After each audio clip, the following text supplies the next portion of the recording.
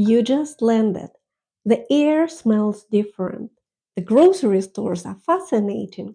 And you have this incredible burst of energy to conquer the world.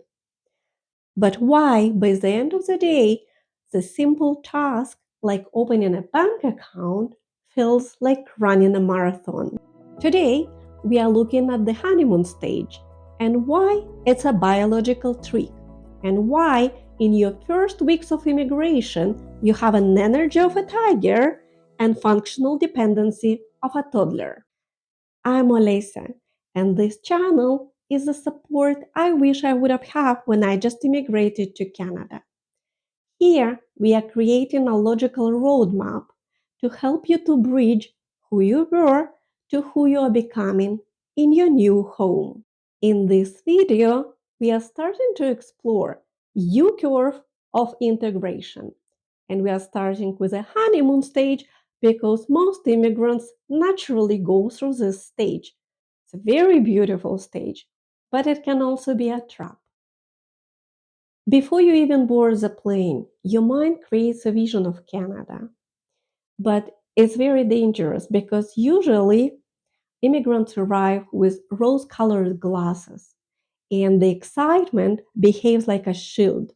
But it has a hidden danger because it creates the expectation gap. Often, we have an expectation of our level of English or how our job titles will translate in a new country. And when the reality doesn't meet our expectation, our confidence shatters. And you go from feeling like an expert to a feeling like you've lost your intelligence overnight.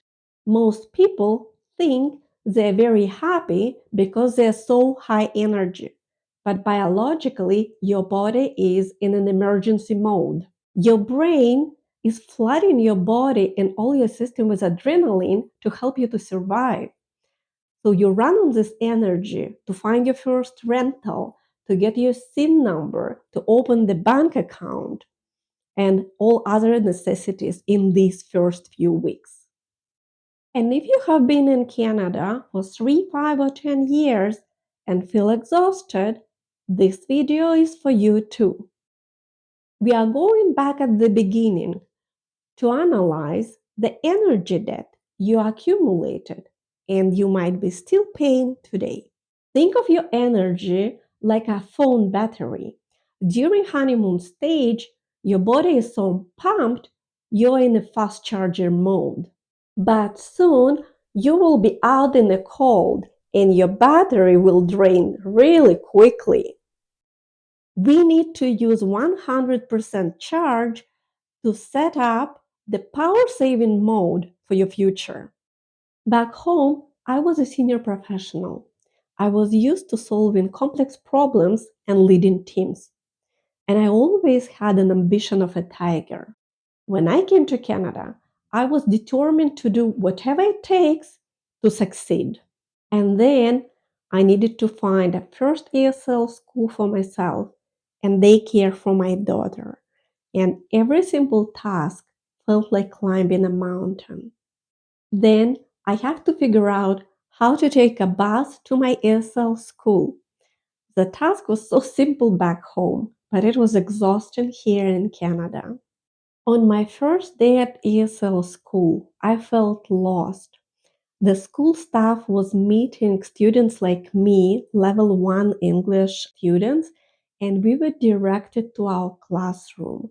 And I was so thankful that they were meeting us at the door and directing us to our classrooms.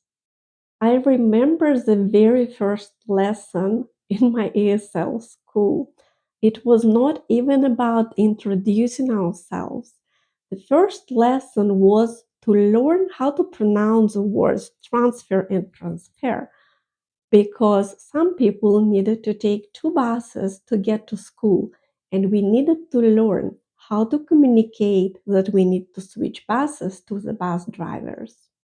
Every tiny thing I used to do without effort back home was taking so much of my energy here in Canada. I felt very dependent on other people. I had the brain of an adult, but I needed to be walked through a door like a small child. That gap between your internal power and external dependency, that would burn your power twice as fast. But you aren't failing. You're a tiger who is learning how to navigate in the new forest. Let's budget your honeymoon stage energy. I prepared for you several tactics that you can use right now with your honeymoon stage energy to help you to survive when you feel tired and exhausted. The first tactic is to build your infrastructure. What does it mean?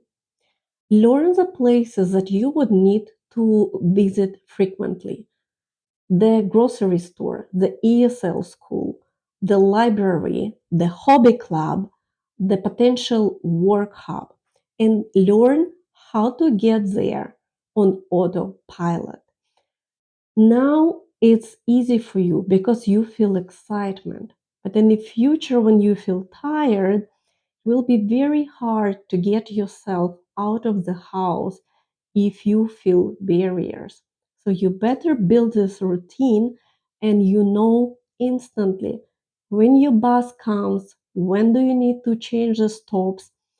So make it on autopilot. You just go out and take the same routes every day. If you learn your regular routes, then if you need to go to a newer place, you will only need to navigate this one or two new places. So it won't be so overwhelming. Another part of your infrastructure is setting up digital wallet. It could be Apple Pay or Google Pay. It could be your card to pay for local transit, for example, Presto card in Toronto. This will help you to eliminate stress or anxiety if you are in a line in a store or on a transit. Another part of your infrastructure will be community hub membership, something like a library card. Set up your library card as soon as possible. It's not only for books. Check with your local library. Many libraries offer free or very low cost printing options like 15 cents per page. Another option is that libraries provide space. If you live in a small apartment with other people, it's ideal to go to a library and use public space for your work. You can also use their computer for free with your library card. Depending on your city, you might be eligible for take home internet. For example, here in Richmond Hill, take home internet is free and you can get it for 3 weeks. Not only that, usually people who work in a library are eager to help newcomers. You can always ask them about the resources you need.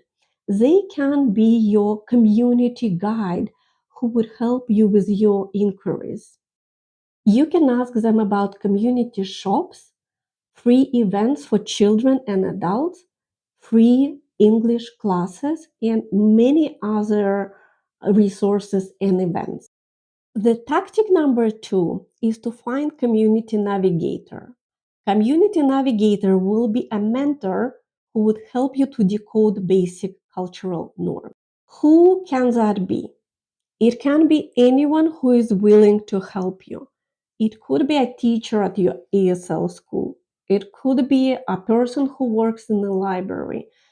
It could be a distant acquaintance, someone who knows the culture, who's been in a country for a while, and you have to establish the pattern of asking questions. Don't be afraid.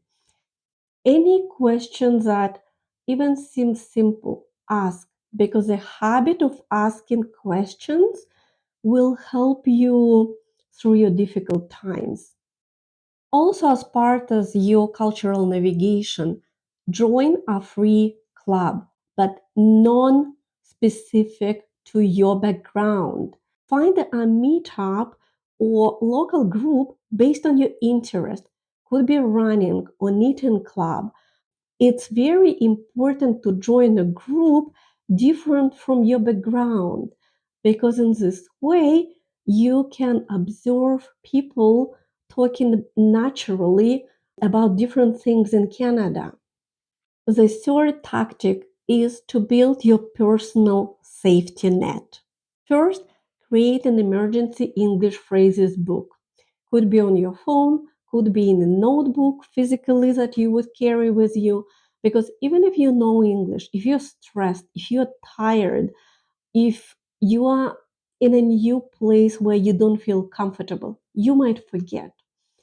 Knowing that you have a list of phrases will help you to be more confident. Have your notes about talking in a bank, talking in a grocery store, in a doctor's office. And also, as part of your safety net, build your pantry with the items that make you comfortable. It sounds small, but it's really big. Stock your pantry with the homesick items. Find the spices or sweets or teas that you really love from back home. Find your favorite food now, so it's waiting for you for the time when you need a hug in a mug. Don't wait until you're crying and really need those items. Have them at your hands. Because when you're tired and exhausted, you don't want to go out and look for them. And by the way, tell me, what's your favorite comfort food? During your honeymoon stage, aim for integration. You don't need to forget about your identity, but you need to add another Canadian layer of your identity. In our next video, we are going to talk about the stage no one likes to admit is happening. It's a crush. We will dive into the culture shock, the time where you feel most lost, when you feel that all signs and symbols are hitting you hard and you do not understand them. We will discuss a painful question: who am I in this country if I'm no longer senior professional I used to be back home? It's a very heavy topic, and we will navigate it together with a logic and a heart. Thank you for watching. See you next time.